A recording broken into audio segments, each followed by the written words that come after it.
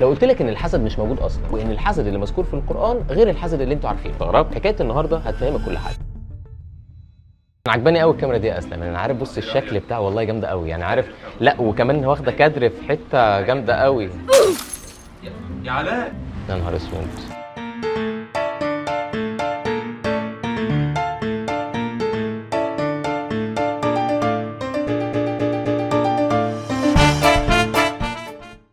سنة 1993 نشر الدكتور محمد موسى نصر كتاب داء الأمم ذم الحسد والحاسدين. اتكلم فيه عن الحسد، هو الداء اللي ممكن يكون موجود في أي إنسان يقدر يدمر بغيره، وإن من ضمن العادات الدينية اللي كان بيستخدمها الرسول والصحابة هي الرؤية الشرعية، وإن أول واحد سن فكرة الحسد كان إبليس، لأن هو أول واحد حسد سيدنا آدم على النعمة وقرر يبعده عنها. بسبب الموضوع ده نفذ قصة الشجرة اللي كلنا عارفينها. بالمناسبة عشان ما ازعلش منكم، مفيش حاجة اسمها شجرة التفاح، هي فاكهة اتاكلت، نوعها إيه ما نعرفش، هي شجرة وخلاص. واللي في زورك بارز قوي ده ان هو بسبب تفاحه ادم والاونطه دي، ده مفيش اي ديانه سماويه اتذكر فيها الكلام ده.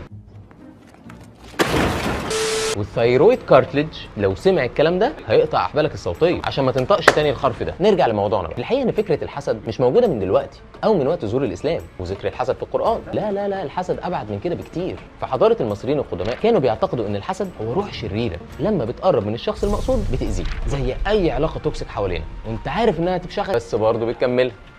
كيف؟ تعبان يا كابتن. لا والله تعبان. ده في اسطوره ايزيس واوزوريس في عهد المصريين القدماء كان الاله حورس مش مستعد ان هو يحكم مصر، وما كانش عارف يعمل ايه، لحد ما قام الكهنه والملوك بتصميم عين حورس اللي حمته من الارواح الشريره وخلته يفوز بحكم مصر ويهزم ست اله الشر. ومش بس عند المصريين القدماء، كذلك في الحضاره السومريه كانوا بيرمزوا للحسد برمز عين الموت او العين الشريره، واعتقدوا كمان انها السبب في العواصف وفي الزلازل والفيضانات، وانها ممكن تكون سبب في موت الملوك والالهه. على العكس بقى كانت الحضاره اليونانيه والرومانيه ليها فكر مختلف تماما، كانت بتعتقد ان الشخص المحسود هو السبب في النقطه دي مش الشخص اللي حسد، لان مواصفات الشخص المحسود في الحضاره اليونانيه ان يكون كسول متواكل وجبان، وان الشر اللي بيصيبه بيكون نتيجه اعمال. ذمتك الكلام ده مش بيفكرك بحاجه؟ تقديرك في الجامعه مثلا بتطلع تصيح وتاكل دماغنا، جارتك اللي واللي الناس كلها كانت بتخاف من عينها وهي ما كانتش محتاجه تحسد، كنت تقابليها وانت رايحه الامتحان الصبح تقول لك مبروك يا حبيبتي، تبقى عارفه ان انت خلاص شلت الماده، مش عشان انت ما ذاكرتيش كويس وسهرت طول الليل تستهبلي مع صاحبتك ولا صاحبك ولا اي خرع على دماغك. ونعد الحاجات اللي هم حبوكي عشانها. الحسد اتحول لحياه بنعيشها، اي حاجه بنلبسها في الحسد بقى شماعه بنعلق عليها كل حاجه، وفي كل الثقافات كبير صغير غني او فقير بتلاقي كل الناس بتشتري خضار او فاكهه، ده لو قدرنا يعني ان احنا في نفس الشهر نجيب خضار وفاكهه عشان ميزانيه طبعا. بتلاقي الخضار بنشتريه في كيس شفاف، اما الفاكهه لازم تبقى في كيس اسود. ايوه الموز بيتحسد انما الخيار ما بيتحسدش، مع ان الفرق بينهم لون بقى. كم مره سافرت مصيف وما نزلتش الصور غير لما رجعت، قال يعني كده الحسد مش هيطولك، لكن في السفريه تتحسد. ده حتى اغاني الافراح القديمه بتبتدي في عين الحسود فيها عود يا حلاوه، عريس قمر وعروسته نقاوه، ويوم ما حاجه وحشه بتحصل بنقول اتحسد، حتى لو العريس والعروسه كانوا شبه حنفي وفوزيه بتوع سك على بنات، ولو انه والله حنفي وفوزيه كانوا كابل هايل قوي. اسكت يا ابن الورد. مع ان ممكن كل شيء في ده يكون مبني على الصدفه او ليه سبب علمي، انت ما نقيتش الفاكهه كويس هي بايظه، مش عشان حطيتها في كيس ابيض فظهرت، ولو في كيس اسود هتتدارى، العربيه عطلت على الطريق وانت في المصيف ان انت مش عامل لها صيانه، او ما اتبسطتش في رحله عشان مراتك نكديه، مش عشان الصوره اللي نزلتها. العريس والعروسه اللي اتطلقوا دول هم اصلا كانوا شويه رمل داخلين طمعانين في بعض، يبقى عادي تطلقها مش عشان شكلهم في الفرح. في ناس وحشه حسوده والحسد نفسه مذكور في القران الكريم في سوره الفلق، ومن شر النفاثات في العقد ومن شر حاسد اذا حسد. طب ايه الفرق بين العين والحسد؟ العين واسم الفاعل بتاعها عائن، واللي بيحسد الحاجه بمجرد وقوع عينه عليها، وعلى فكره ده ممكن يكون الشخص نفسه بيحسد نفسه، بدليل قوله سبحانه وتعالى في سوره الكهف: ولولا اذ دخلت جنتك وقلت ما شاء الله لا قوه الا بالله ان ترني انا اقل منك مالا وولدا. يعني لما تتصور في الجيم صوره تعجبك تقول ما شاء الله لا قوه الا بالله، وقابل بقى لما تحطها ستوري. انما الحسد واسم الفاعل بتاعه حاسد هو الشخص اللي بيحسد الحاجه في غيابه، ده ما شاء الله عليه ما بيحل. انا هحسدكم على ايه؟ وكانوا العرب ايام الجاهليه بيدوا فلوس لواحد يحسد لهم حد زي السحر بالظبط.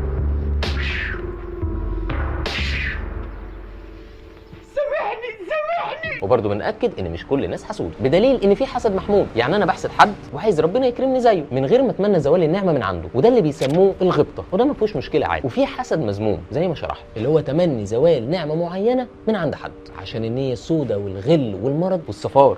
يا صفرا تعالي اشربي بيبس. طب سؤال بقى، هل ده معناه ان كل خطوه تتاخر او تفشل فيها هيكون سببها الحسد؟ سنه 1979 انتج التلفزيون المصري مسلسل اسمه برج الحظ من بطوله محمد عوض وصفاء ابو السعود. المسلسل كان بيتكلم عن شخصيه شراره اللي الناس اعتبرته حسود ونحس لمجرد ان كل كلمه بتطلع منه بقصد او من غير قصد، او مجرد حتى حضوره في المكان كفيل بتدمير الحاجه كلها ايا كانت هي ايه. شرارة حسن شرارة.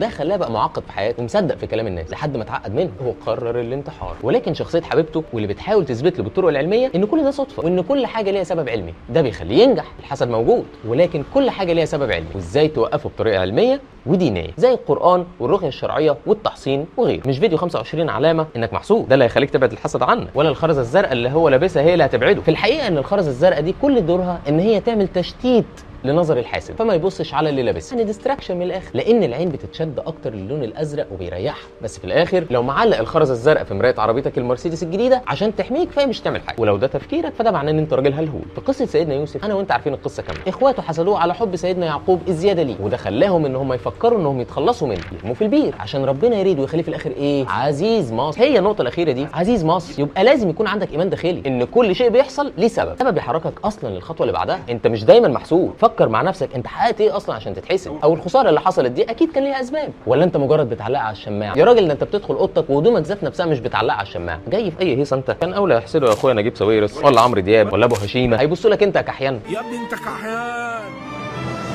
انت كحيان يا محمد. انك اول الشهر بتركب سكوتر واخر الشهر تتشعبط على الميكروباصات. ما تصدقش اي حاجه ممكن تسبب لك ضيق، ما تعلقش كل حاجه على شماعه الحسد والعين، لانك ما فرقتش حاجه عن الكفار اللي صدقوا في عباده الطور لما سيدنا موسى اختفى عنهم فتره ورجع. طيب الحسد اللي احنا بنشوفه ده بقى ايه؟ والناس الحسوده دي تاثيرها السلبي بيكون ازاي؟ وايه حكم الشرع في الحسد؟ خليني اقول لك اولا ان الحسد حرام قولا واحدا. ثانيا عن انس بن مالك رضي الله عنه ان رسول الله صلى الله عليه وسلم قال: ولا تباغضوا ولا تحاسدوا ولا تدابروا وكونوا عباد الله اخوانا، ولا يحل لمسلم ان يهجر اخاه فوق ثلاث. بالمناسبه احنا الحديث ده ممكن نعمل عنه 100 حلقه عشان نتعلم منه حاجات كتير قوي. ثالثا بقى ليه الناس بتحسد بعض اصلا؟ الاسباب اغلبها بيكون قله الدين، الثقه في النفس، والرضا بالنصيب، انتشار الكره بين الناس، المجتمع ككل، وان في ناس قلوبها سودة اصلا، غير مدرك ان الحسد بياكل الحسنات كما تاكل النار الحطب. الحسد ضرر على الحاسد في الدنيا وفي الاخره. صعب جدا يكون جواك ايمان وانت حسود، صعب اصلا نعيش سوا ونبقى في مجتمع صحي في وجود الحسد. ده الرسول عليه الصلاه والسلام قال: دب اليكم داء الامم من قبلكم. ايه هو الداء ده بقى؟ الحسد والبغضاء. طيب خلينا اكلمك بقى عن الحسد كسلوك. الفيلسوف الشهير برتراند راسل قال ان الحسد احد اقوى اسباب التعاسه، وان التعاسه دي بتقع على الحاسد والمحسود. الحسد بيأثر بالسلب على القرب والود والرضا ما بين العلاقات. ومن وجهه نظر سيكولوجيه في التغلب على الحسد، لو موجود جواك وانت كاره لوجوده هو مشابه للتعامل مع المشاعر السلبيه التانية اللي انت طبيعي بتمر بيها، زي النرفزه والغيره والحزن. يعني مثلا لما تتعصب بتحاول تدير العصبيه دي من خلال فهمك لسببها وتهدي نفسك بنفسك، تاخد وتدي يعني معاها. الاشخاص اللي بيعانوا من شعور الحسد جواهم هم غالبا عندهم تصور منحرف ازاي يحقق سعاده حقيقيه، وبالتالي لازم التصور ده يتغير جواهم من خلال فهم جوهري لقيمه الثروه والرضا على اللي معاهم. في بحث قدمه سالوفي ورودين سنه 1988 قالوا ان اهم خطوات للحد من الحسد هي التركيز على التحفيز بدل التركيز على الذات. طيب امتى الحسد ممكن يظهر كشعور؟ الاجابه وهفاجئك، من وانت طفل الحسد ممكن يبدا جواك. طب ايه السبب؟ حاجات كتير جدا، اشهرها على الاطلاق الحسد الناتج عن المقارنات اللي بيتعرض لها الطفل من الاب ومن الام، وانها دايما بتفكرهم بانهم دايما فشلوا قصاد اقرانهم، وده بيولد للاسف شعور بالنقص ويدمر سعاده الطفل ويزود من الضرر الداخلي جواه. طيب لو ظهرت على الطفل علامات الحسد لاسباب خارجه عن البيت تماما، فلازم توضح له طرق سهله ومثمره انه ازاي يتعامل مع المشاعر دي لانها جديده عليه. وحط في اعتبارك ان سهل تعليم الطفل ازاي يتحكم في عواطفه لما يكون صغير، بدل ما تسمح وانت مش واخد بالك بتطوير عاده جواه صعب يتخلص منها لما يكبر. ده غير ان لازم على الاقل يوميا ابنك او بنتك تديهم نص ساعه كلام حلو ومحفز ليهم، وتبين ايجابيات شخصيتهم وسلوكهم، عشان المجتمع الحقيقي بقى مشوه نفسيا بشكل مرعب جدا. كافح وانزل الملاحات معانا وخلي عند اللي يعرفوك دم. ربي العيال كويس، طلع بني ادمين صح، ما تطلعش ناس مشوهه. المسؤوليه مسؤوليتك انت واللي معاك في البيت وكل الناس، عشان المجتمع ما بقاش مستحمل خالص. خلصت كوبايه الشاي بتاعتك؟ يلا بقى يا حبيبي عشان عندك شغل بكره. السلام عليكم. السلام عليكم. ايه ده؟ ايوه ايوه يا حبيبتي. ايه؟ العربيه عطلت؟ يا ستي ما انا قلت لك مليون مره ما تنزليش ستوريز ولا اي حاجه. ادينا خدنا عين بنت 60. بقول لك ايه، نزلي صوره الفلك في كل حته. يلا سلام سلام. خلاص بقى سلام. الحسد ما خلاش حاجه يا اسلم والله. والله حوار بقى، بص بقى حاجه صعبه قوي يعني. بقول لك ايه يا اسلم، سيبك انت من الحوار ده. اقسم بالله الكاميرات بص رايقه والاضاءه وصارفين ومكلفين وحياه ربنا. تاني يا عم خلاص بقى التالتة فصلت والله العظيم ما انا بقول لك مش انا. طب اعداد خلاص يا عم هتفضحنا معاك يا اسلم.